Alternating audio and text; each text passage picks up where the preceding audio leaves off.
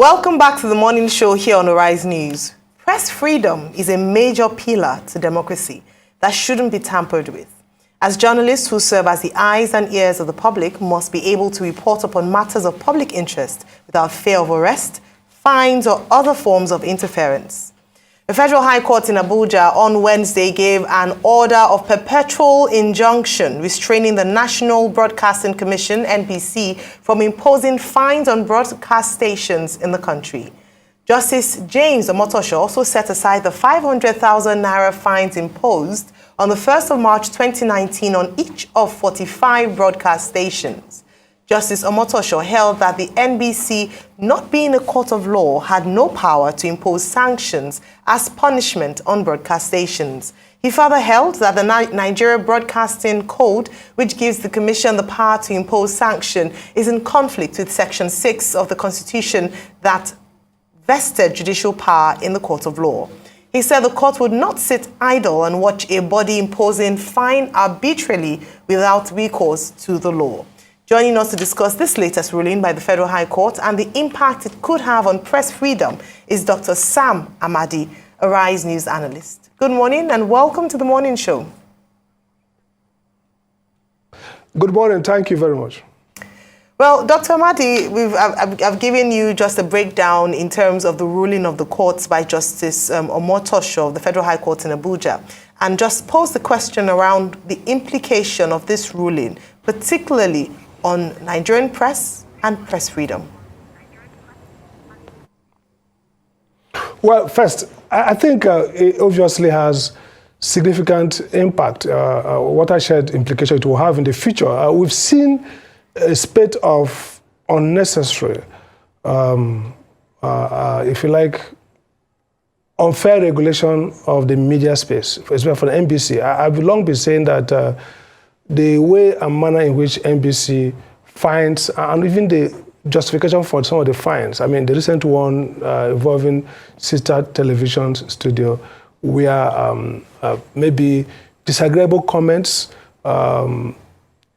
disrespectful comments are protected speech. It's important to start from that premise that we come from a culture where both the authoritarian norm that has characterized our democracy, while we are often listed as hybrid democracy, or recently the Venden report says we are an electoral autocracy. A part of the rationale is this authoritarian, maybe it's cultural norm of excess respect for institutions and persons, and the lack of understanding that the whole notion of free speech is to protect creativity.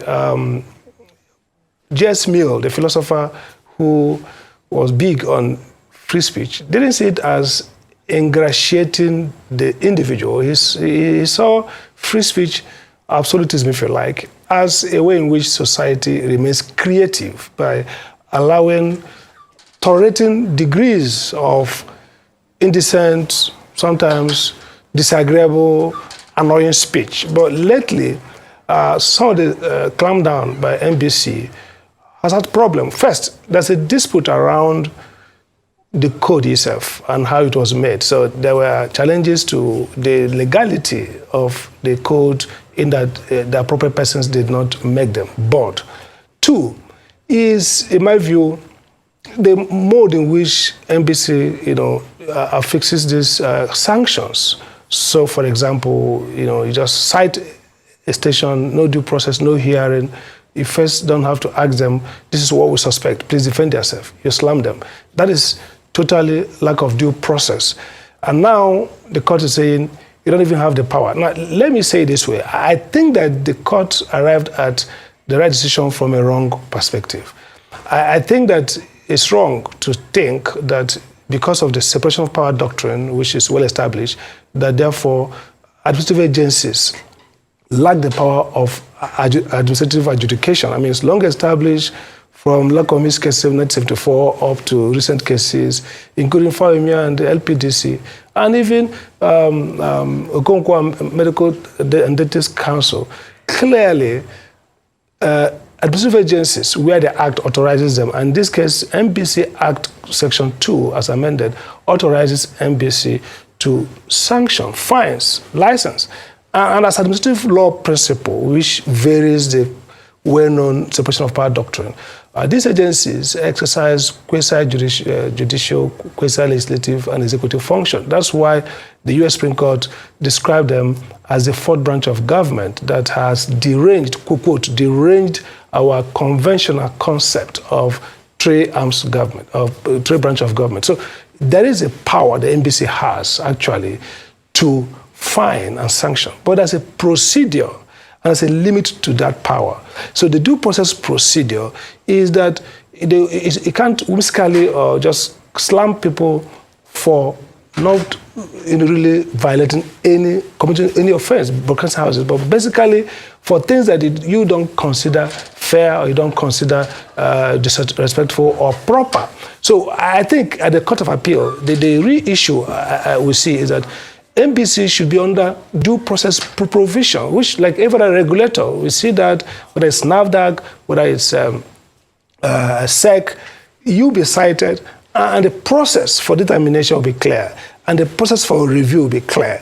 So whereas it's a happy day, but it's mixed, it's totally wrong, and it will constrain the emergence of the administrative state to suggest that regulatory bodies like the NBC would have no cost at all to fine. And the logic that they're not being caught, they cannot impose sanction, I think is one that is going to be falsified at the Court of Appeal, because it will establish that these bodies can act quasi-judiciary, as Oputa distinguished between judicial and quasi-judicial proceedings, but they have to have the safeguard of fair hearing, of giving the other parties right to first be heard before you sanction them. So I have a problem with the procedure, and I have a problem that the NBC does not see itself as a real regulator, but sees itself as an adjunct of the Ministry of Information. It's a regulator, and its rules and procedures will be very clear, and what its offenses are have to be very clear. Otherwise, they will be nullified for unreasonableness, irrationality, and illegality.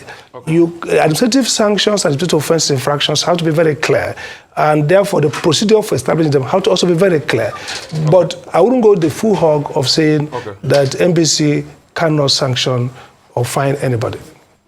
Okay, so real quickly, I mean, I support you too, because once I saw that ruling yesterday, my opinion of it was, yes, it's a win, but I take it with kid gloves because parastatals do have, a regulatory oversight, and some other people too have made the argument that, hey, bodies like CBN can regulate banks and sanction banks when they are erring. So, but the bone of contention is the peer review and the oversight of some sort that the NBC lacks, and the unfairness.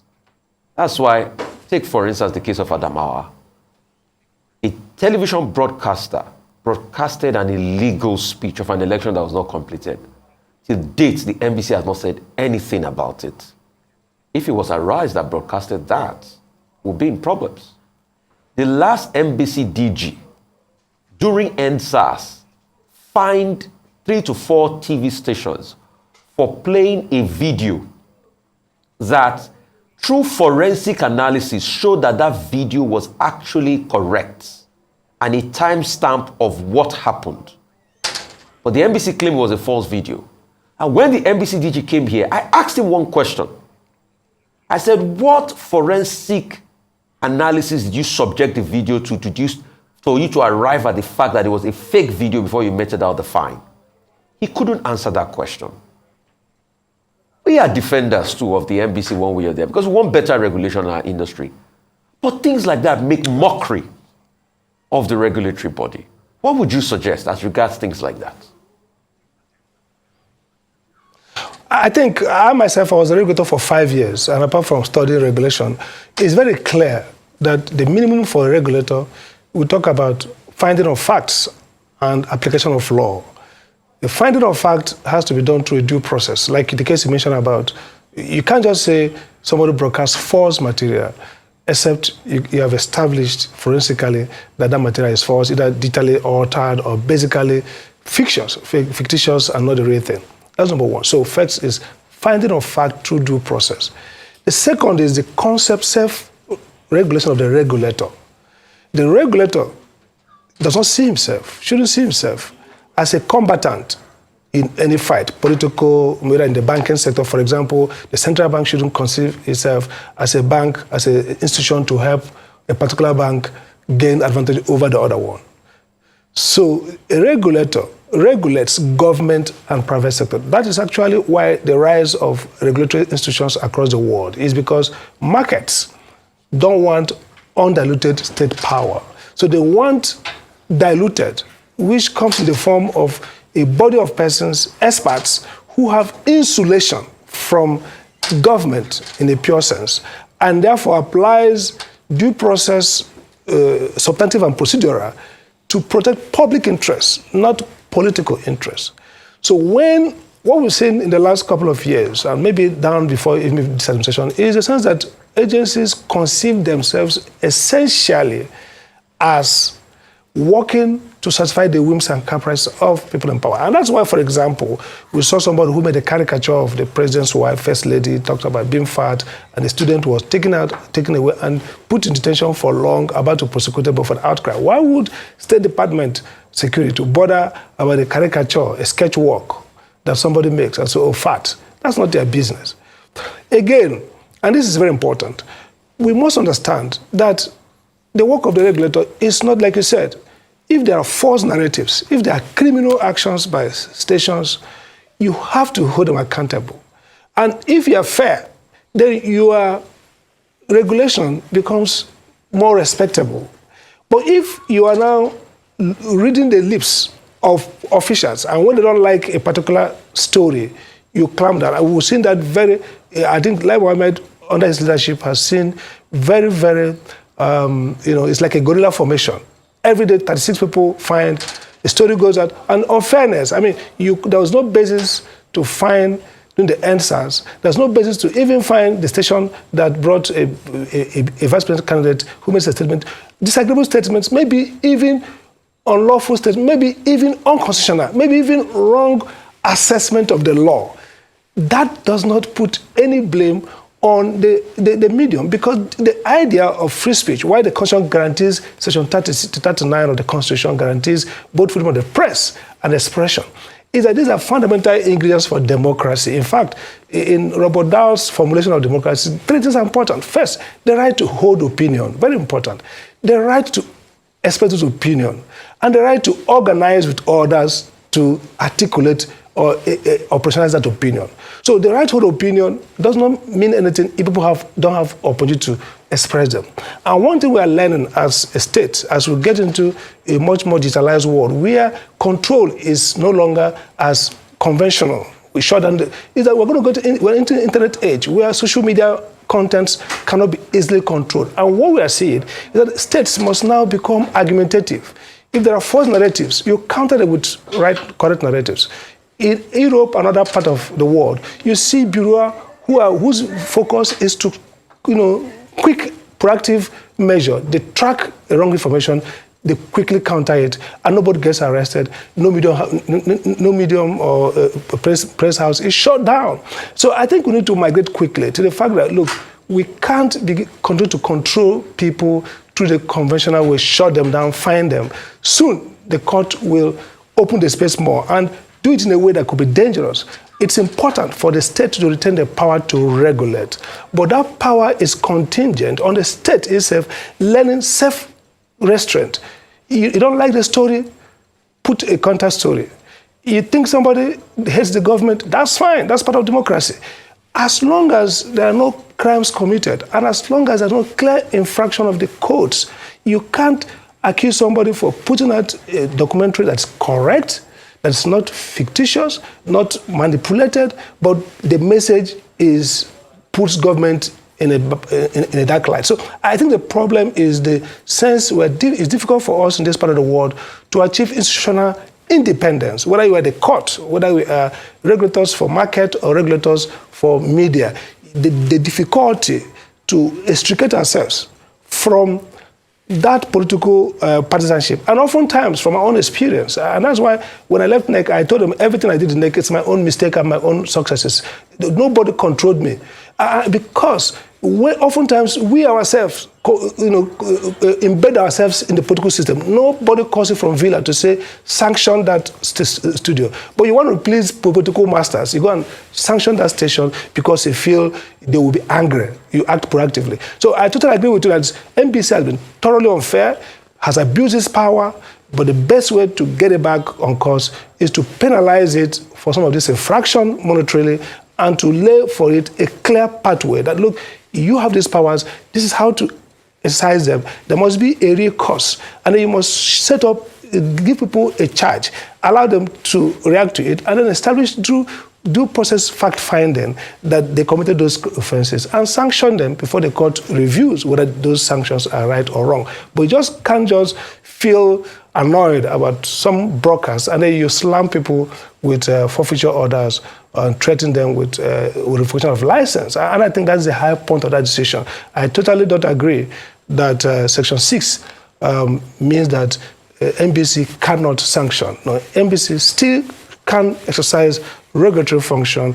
Adjudicatory, administrative adjudication is part of our law, and that's why administrative law changes the dynamics of separation of power slightly, because these are agencies that are both exercising quasi-judicial, executive, and legislative function. And in the U.S. Administrative law terminology, we call them executive agencies because they reside in the executive branch. But the National Assembly has authorized them to either make rules, which is why the NBC Code came in, a subsidiary legislation, and the court admitted that. They also authorized them to exercise quasi-judicial function but they're not acting as courts in the full complement of it, but they are acting in quasi-judicial function because they are going to inflict people with deprivation, but there must be a minimum. The Supreme Court says you must do two things. One, you must let people know what the offense is and give them opportunity to provide counter facts to the facts alleged against them before you make a finding and sanction them. But you don't have to go the full hog of a hearing, cross-examination, and all the complements of what the court does. Well, thank you very much, Dr. Amadi, for spelling it out this way. You talk about strengthening the institution because, I mean, it's clear that as the broadcasting sector in Nigeria does need to be regulated. It is how it is done and to ensure that it is fair and just. That's where the challenge is. So how do we strengthen the institution such that it is free from political influence, or they are non-partisan in discharging their duties? Because year in, year out, we've seen this happen it depends on the government in power, and it has cramped or perhaps stifled press freedom. I'd like to put that side by side with a statement made by the current president on the World Press Freedom Day, which was just a few days back, by the way, on the 3rd of May, where he said that under his administration, Nigerian journalists have enjoyed unfettered freedom in practicing their arts. Would you say his statement is true in terms of how press freedom has been under this administration, especially because in a few days' time, we're going to have another administration under the same party, and to see if we will truly be able to express our freedom as pressmen under the new administration? Well, I think the president has a right to, describe himself as administration. His minders are doing that frequently, talking up how well they have done, whether it's in infrastructure, in democracy, in leadership, and all that. So that's a right he has. But I think I would disagree with the assessment. Let me start with that. I think in the last 8 years, we've seen comparatively, if you look at the reports from various agencies that look at press freedom or look at general democratic freedom, we've not done very well. We actually slipped. Like I said, we moved from democracy to hybrid democracy and then now to electoral autocracy. We've not done well in terms of press freedom. If you look at, for example, not just the federal government, state government, we've had problem with whether it's Kaduna, whether it's Cross River, whether it's Imo. There are several states across the states where journalists were detained, arrested for a long period of time for writing things that are not actually treasonable or treason or criminal, but basically maybe alleging a few things that against public officers that come out to be largely true. I mean, we have Showore, who probably is still facing charges on those grounds. Now, for saying democracy now, revolution. I mean, we see people in other democracies, and I know what democracy is all about, really, shouting down presidents, saying all kinds of nonsense, we're going to crush the state, we're going to do this. That's talk. The state is strong. The state watches you, keeps a vigil on you, and when you begin to concretize any step, they trap you in and get you, dealt with according to law. So we've got those incidents where people are unlawfully arrested. We've got instances of press houses sanctioned. So, or by any form of indicator, no, this is not, we never had a good romance with media in this government. That one is very sure. Now, the question is, why is this so? Well, a mixture of things. The temperament of the leader, the legitimacy of policy. I mean, you can be legitimate legal, but acquire political illegitimacy. Take, for example, Odua people, Yoruba Nation, Biafra, Boko Haram, all kinds of things in the landscape could cause anxiety for even a president with greater democratic credentials. So clearly, this is a nervous time. If Nigeria was a human being, you probably have suffered nervous breakdown. So many crises. But then, what is the perspective to deal with this crisis? So when you don't have the capacity to communicate, what I call argumentative state, Amadi said, you have to be an argumentative state, a state that is talking, arguing, discussing, debating. That's what the modern challenge of leadership. You have to learn how to speak persuasively. You have to learn how to engage in the political discourse with citizens, how to change their minds, how to win hearts and minds. When you lack those tools, you resort to suppression, attacks, to abort further discussion and debate. And that's really what further fuels resentment and violence. So the Nigerian state in the last 8 years have been caught in that vortex of lack of communication, inability to communicate very well, and challenge to legitimacy, and maybe failure to achieve results. So they have not done well with press freedom. Now, back to why do we still have regulators? Why not able to build this kind of strong institutions? I think we've not had enough demand and supply. The pushback should be more. What MRA, Media Right Agenda, has done, even though we criticize some part of the decision, is pushing back. I recall having meetings with civil society actors. I said, why are we allowing NBC to run away with this close? So 5 million looks small, we pay. 500,000 looks small, we pay. No, let's push back. Now, when we see this pushback and the courts become part of that instrument of pushback, you would see that we're going to have a much more credible institutions. And it's ironic that under the military rule, when we had perhaps obviously less democratic space, the courts were more militant. They were very activist. They were very strong. Why? Because people, some of us were part of that campaign on the streets, pushed, challenged military administration in courts. We had more strategic impact litigation, I've argued, and that's why recently I went back to court. I went back to court to say, okay, I'm going to be taking only public interest cases. We need strategic impact litigation, cases that challenge these actions, and those cases will help the court to give authoritative rulings. And once the court comes with authoritative rulings, it's difficult for state institutions. You can't be going against judicial norm regularly. You begin to lose legitimacy, and then you begin to get pushback from international, everybody begin to worry, even investors will say, what kind of government is this? So really, I think it's about pushing and pushing, and then these institutions will evolve and become strong, institutions rather than become personalized. Yeah. Okay. I was just taking a look at the National Broadcasting Commission amended decree, laws of the Federation, that's number 55 of 1999. And there was a part that interests me that says, part of the role of the MBC was guarantee and ensure the liberty and protection of the broadcast industry with due respect to the law. But what the MBC has done in recent times is not guarantee the liberty at all and the protection of the broadcast organization. And I was shocked that President Muhammadu Buhari talked about press freedom.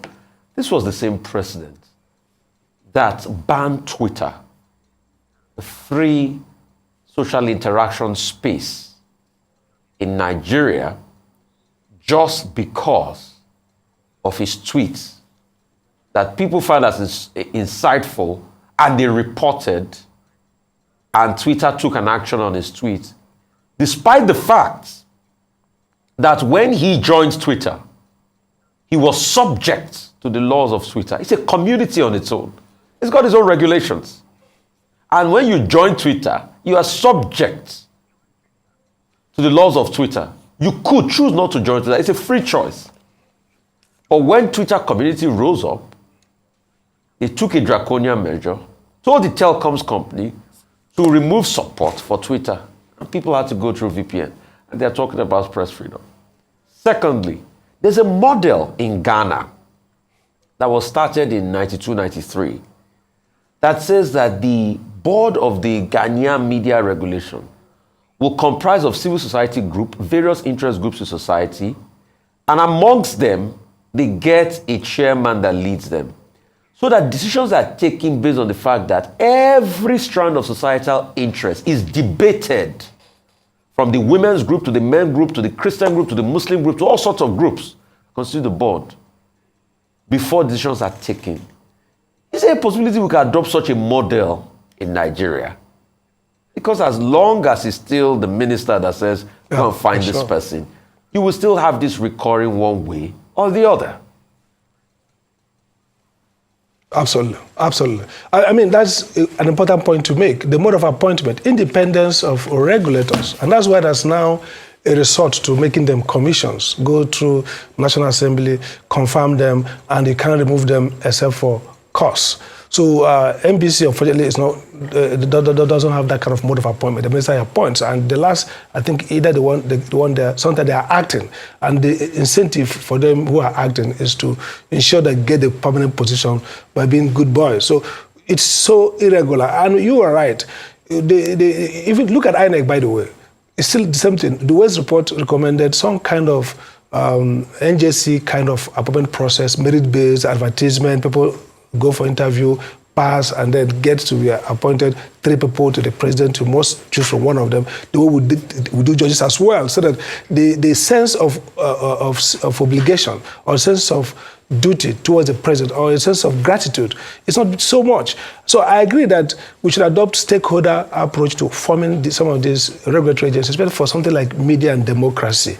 You could have where professional associations come together, the media, civil society, and then among them elect somebody. Or you could have maybe 1 or 2 members of that board represent government, of course, but bigger, the idea you are canvassing, which is the right idea, is that since we've not evolved, so to use the word evolve, to a point where, like the US, where an attorney general appointed by a president can refuse to help him to solve a problem that could terminate his leadership, and recuse himself from interfering with the process within the Attorney General's corridor. We've been arguing about, separate Attorney General from Solicitor General so that Attorney Generals will not be politically malleable. But it's not, it's about our culture. It's this overwhelming sense of gratitude.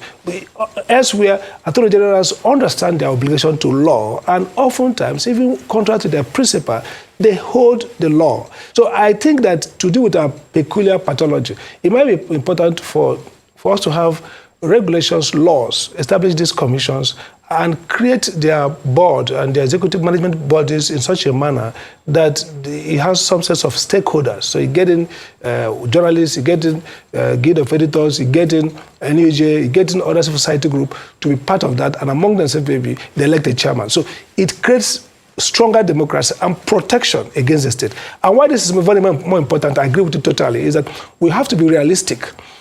If in our society there's still a high degree of power asymmetry, people in power are powerful, people outside power are not powerful. Resources, we've not got a state that is depersonalized. We've not got a professional civil service, professional organizations, professional institutions that are running not on a sense of loyalty to anybody, but running basically on the norm of professionalism. Since we are getting there, we have to protect ourselves from these institutions being captured. And clearly, if you have MBC or any such body appointed by the minister, you run a risk that more often than not, you will have a chief executive or a chairman who might not be that strong mentally and morally to withstand the pressure and do the writing, knowing that he could be removed without procedure. So the minimum should be that that office should have a guaranteed tenure, and maybe you can't remove the person except, just like central bank governor, you have to go to the Senate to make an address and get to third. I mean, you can succeed, but at least the transaction cost of going there and doing that is difficult, and we need those kind of protection. Otherwise, it will be difficult to have the institutions with a long while being dependent. We're going to have institutions that are likely going to be used depending on the character of the person in power. So that is a model that I think should go for. But INEC always recommended it. The government didn't accept it wrongly, because right now we are suffering because we have electoral umpires whose mode of appointment predicate them more likely to help incumbents.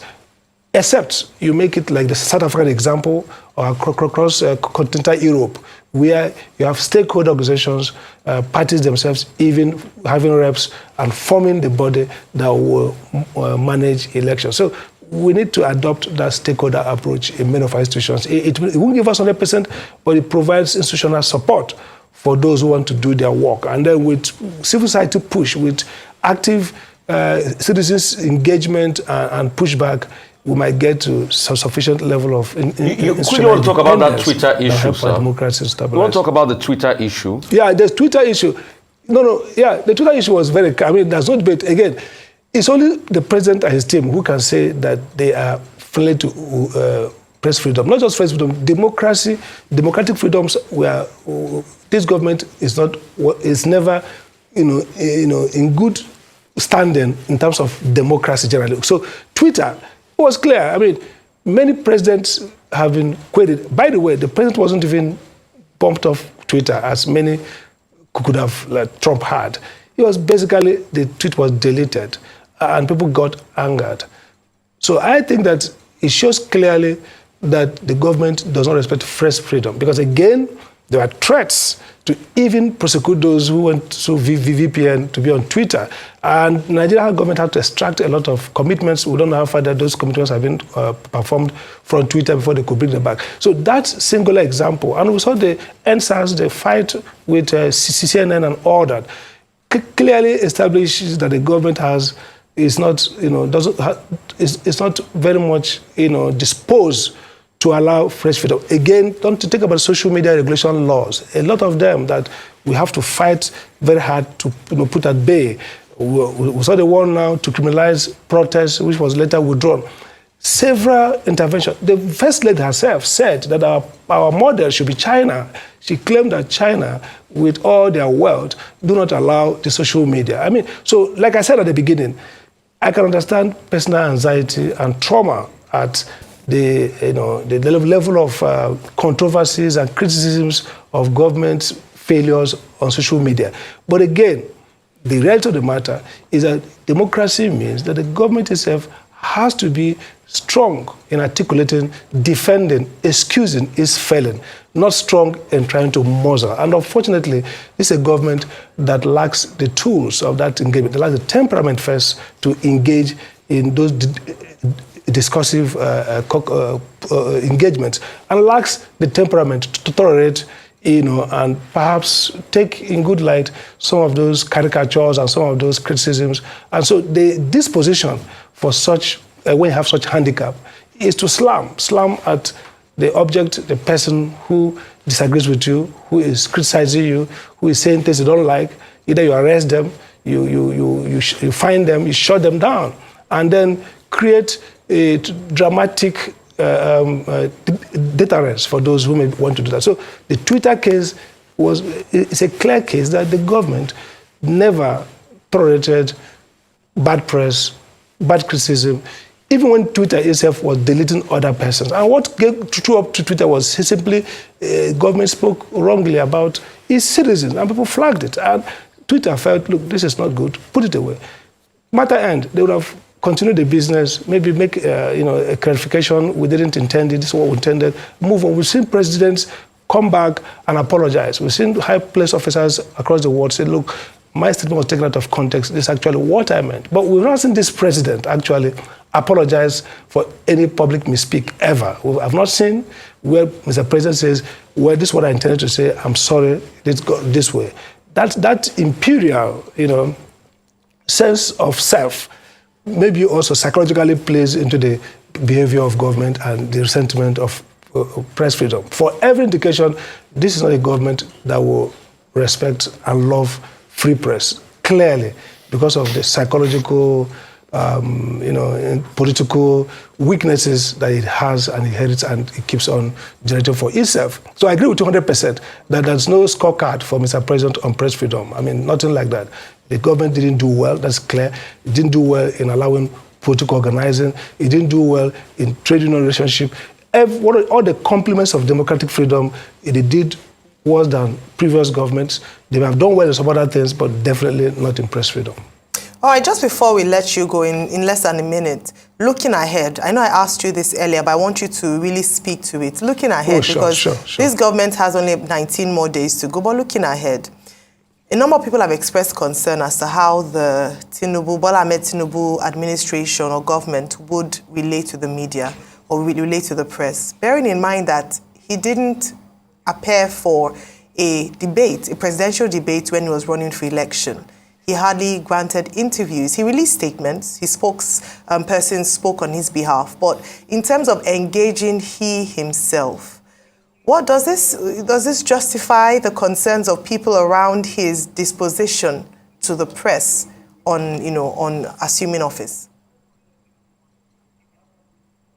Well, I have to put it this way. Maybe it was strategic for his managers to get him out of the press. He wouldn't have done well. I mean, the theory of political strategy is that when engaging the media would cost you, it's better not to engage. So maybe without the disrespect and the bad mouth and attacking media, they probably could have strategically shielded him for obvious reason of both failing health and also some significant level of misspeak and all kinds of mistakes. Okay, so that could be strategic. I mean, they don't want to debate. They are the ones who probably run as status quo. So let the guys who want to upset us debate. But the way and manner in which they took on the media was regrettable, because these are also media icons who have operated in Lagos about axis where the media is strong. And so Tinubu's previous life as governor suggests good relationship with media as somebody who loved journalists, wanted their acclaim, and basically built strong political structure through the use of media. So that means he could do well. But again, 3 factors I'm afraid of. The nature of the campaign they ran. 2, since election, he has very limited and contested mandate. And the behavior of both the campaign and the government since people started speaking against or trying to inquire, ask questions, suggests to me that there's a growing temper of authoritarian disrespect for the media. So it becomes a tragedy that there's going to be a transformation, 360-degree change from the guy who was open to media to the guy who probably select who to deal with and probably shut down on more aggressive, independent media scrutiny. I think it's clear. So I'm worried by the fact that since this election, there's been growing intolerance around both the State Department, attacking citizens with gang up to shut down inauguration without evidence of meetings or evidence of purchase of firearms. I mean, we've banned sedition. It's not like an offense. So people's speech, whether you like it or not, cannot be a basis for state security to begin to come to the public and say, well, there's a plan between politicians and activists and journalists to abort inauguration. So some of those actions and statements suggest a growing intolerance towards freedom of expression, towards dissent, and it might seep into government if by May 29 or the thereafter the government takes off. So that's really my worry, that the prognosis from what has happened since the poll shows is damning and, yes, and fearful that maybe there's now a transformation of a governor who was a dad of the media to somebody now who, like I said with Buhari, I said, when you lack the tools, when you cannot engage discursively, when you are illegitimate because many people, not legal, political, many people don't accept your election, you have a difficult situation. And the way to deal with it is to be more inclusive, is to be more humble, is to be more discussive and communicative, and not to clamp down. So what I see here is some prefiguration of Buhari's weaknesses now coming up again and creating a temper of intolerance, and we hope it doesn't continue.